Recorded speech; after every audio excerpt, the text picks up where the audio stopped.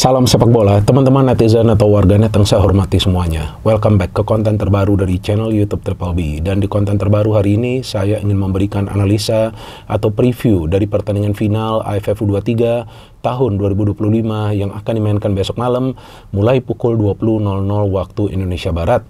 Masih di tempat yang sama teman-teman, yaitu di Stadion Gelora Bung Karno, Senayan, Jakarta, antara Indonesia versus Vietnam. Seperti yang sama-sama kita ketahui teman-teman, bahwa pertandingan final besok adalah ulangan dari pertandingan final tahun 2023 yang pada saat itu Indonesia kalah melalui adu penalti dalam sebuah pertandingan yang berjalan sangat amat keras. Bahkan menurut saya pada saat itu Vietnam bermain secara brutal karena begitu banyak pelanggaran yang para pemain Vietnam lakukan kepada para pemain Indonesia. Dan untuk pertandingan final tahun ini, Vietnam masih bermain dengan cara yang serupa. Artinya mengandalkan kekuatan fisik mereka, dan memang permainan mereka ekstra keras. Ya sepertinya itulah ciri khas dari permainan Vietnam, selain juga mereka mengandalkan kecepatan, mengandalkan passing, mengandalkan positioning, dan juga sering melepaskan tendangan-tendangan dari luar kotak penalti. Tapi Indonesia U23 kali ini kan diperkuat oleh pemain-pemain yang sudah matang sebetulnya. Bahkan ada beberapa pemain yang di dalam skuad tahun 2025 ini juga bermain pada tahun 2023 lalu. Seperti Arkan Fikri, Frankie Misa, kalau nggak salah Kadek Arel juga ada, Donitri juga ada 5-6 pemain lah. Saya lupa siapa saja, tapi adalah 5-6 pemain pada saat itu juga ikut ke dalam skuad tahun 2023. Belum lagi seperti yang juga kita pahami bahwa mayoritas pemain yang sekarang berada di dalam skuad Timnas U23 sebelumnya juga bermain bagi Timnas U20 yang sampai lolos ke Piala Asia. Jadi secara jam terbang kita punya pemain-pemain yang sudah punya menit bermain yang lebih dari cukup. Cuman kan bagaimana mereka harus bisa nyetel sebagai satu unit dan juga menjalankan skema dari sang pelatih. Itu yang akan menjadi persoalan jika mereka tidak fokus dan konsentrasi selama 120 menit. Tapi di pertandingan semifinal lalu kita sudah bisa melihat bahwa para pemain memang fully fokus. Mereka tidak menyerah begitu saja. Bahkan tertinggal di babak kedua mereka bisa comeback, bisa menciptakan banyak sekali peluang. Tapi ya itu kelemahan utamanya ya dari Timnas U23 adalah penyelesaian akhir. Jadi memang ball possession-nya kan persentasenya tuh sampai 76% ya. Ada tuh sampai 76%.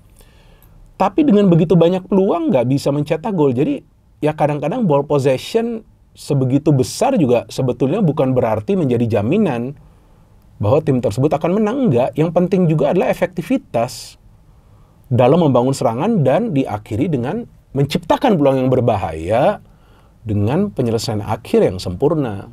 Maka itu walaupun Thailand tidak lama menguasai bola, tapi mereka juga bisa menciptakan banyak peluang yang berbahaya. Dan juga bisa lebih dulu mencetak gol. Artinya ya memang para pemain Thailand itu bermain lebih tenang.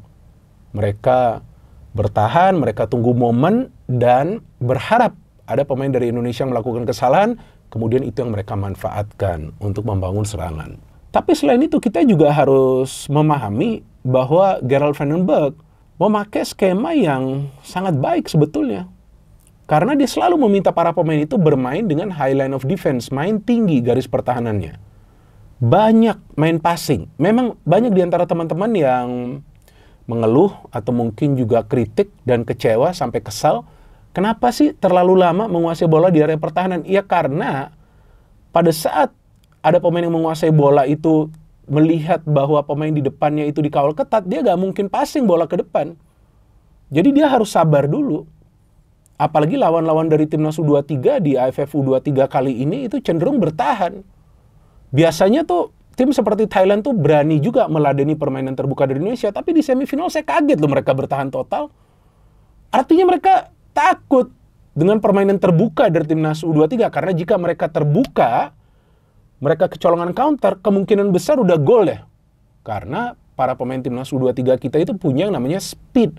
Speednya luar biasa. Raihan, Rahmat Arjuna, Jan Schraven, Donitri juga speednya lumayan bagus. Nah, itu yang membuat mereka bermain ekstra defensif. Kalau Vietnam, saya pikir akan memakai strategi yang serupa. Meskipun kemungkinan juga mereka akan coba untuk bermain sedikit terbuka, memberikan tekanan juga kepada para pemain Indonesia. Cuman saya ragu. Karena mereka tentu juga memahami dengan bermain defensif, mereka akan mempersulit para pemain Indonesia untuk menciptakan peluang yang berbahaya. Berarti dari Gerald van den Berg, dia harus bisa mengantisipasi blocking-blocking yang nanti akan coba dilakukan oleh para pemain Vietnam. Apakah itu mulai dari high pressing, mulai dari middle block, atau juga low block. Artinya nanti pada saat latihan harus ada simulasi internal game yang para pemain itu diminta bagaimana caranya mereka bisa melewati blokade-blokade yang terjadi di atas lapangan. Mungkin dengan direct passing, tapi akurasinya itu harus dijaga. Tapi kan hebatnya Gerald van den Berg ini di pertandingan semifinal, dia melakukan pergantian pemain yang sesuai dengan kebutuhan, memainkan 3 back dari bangku cadangan. Jujur itu saya kaget banget. Ya memang mungkin pilihannya terbatas bagi dia, tapi saya kaget. Dia menunggu sampai menit ke-77, dan pada saat itu juga kelihatan para pemain Thailand tuh sudah capek.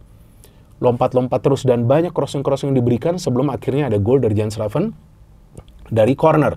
Saya nonton pertandingan Vietnam lawan Filipina, memang keras mereka main. Para pemain Filipina tuh jatuh bangun, dan Filipina gak main jelek juga, cuman Vietnam ini keras banget. Kenceng banget larinya mereka, seperti kakinya tuh ada 8 kali itu. Gak capek-capek juga para pemain mereka. Nah, artinya fisik para pemain timnas U23 juga harus kuat untuk pertandingan final, apalagi sebelumnya kan main sampai adu penalti nih. Artinya kan tentu Gerald van den Berg nih mempersiapkan para pemain agar mereka harus bisa beradaptasi dengan situasi apapun yang terjadi di atas lapangan. Seperti di semifinal itu, pada saat harus adu penalti, tapi mentalnya kuat. Mental itu sangat penting untuk pertandingan internasional, meskipun AFF ini adalah levelnya ASEAN dan memang tidak masuk dalam kalender FIFA, tapi tetap para pemain membela negara. Jadi mereka harus serius, harus ada yang namanya target. Seingat saya dan sepengetahuan saya, targetnya dari PSSI dari awal adalah agar timnas U23 menjadi juara. Dan saya pikir itu sah-sah saja. Nah, saya sih ngelihat sih materi pemainnya Vietnam juga oke. Mereka punya jam terbang juga di kompetisi domestik. Dan kalau nggak salah mainnya tuh pakai skema 3 center back ya.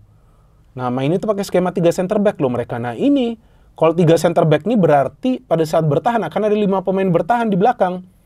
Nah, kemungkinan nih mereka akan bermain juga dengan strategi bertahan supaya menyulitkan para pemain Indonesia untuk bisa masuk ke area pertahanan mereka. Nah, ini dia saya lagi lihat nih. Nah, dia pakai betul 3-5-2 Sang Sik Kim ya, pelatih asal Korea Selatan nih. Jadi kemungkinan main yang namanya sepak bola reaktif. Tunggu, blok-blok dulu, main agresif, kemudian counternya cepat. Nah, salah satu kelemahan lainnya dari timnas U23 adalah recovery yang terlambat setelah menyelesaikan sebuah proses serangan. Ini juga harus dibenahi oleh Gerald van den Berg. Meminta para pemain jangan lupa, kalau sudah menyelesaikan serangan, cepat kembali ke posisi masing-masing. Dan juga satu hal lainnya, kendalikan emosi. Saya masih ingat tuh di pertandingan semifinal, Kakang sempat emosional, seharusnya nggak perlu. Nggak perlu emosional. Harus cool, harus tenang. Karena tentu lawan itu biasa memprovokasi. Di dunia sepak bola itu biasa terjadi, tapi kalau nggak bisa mengontrol emosi, permainannya nggak bakal bagus nanti. Justru pikirannya itu nanti nggak akan fokus.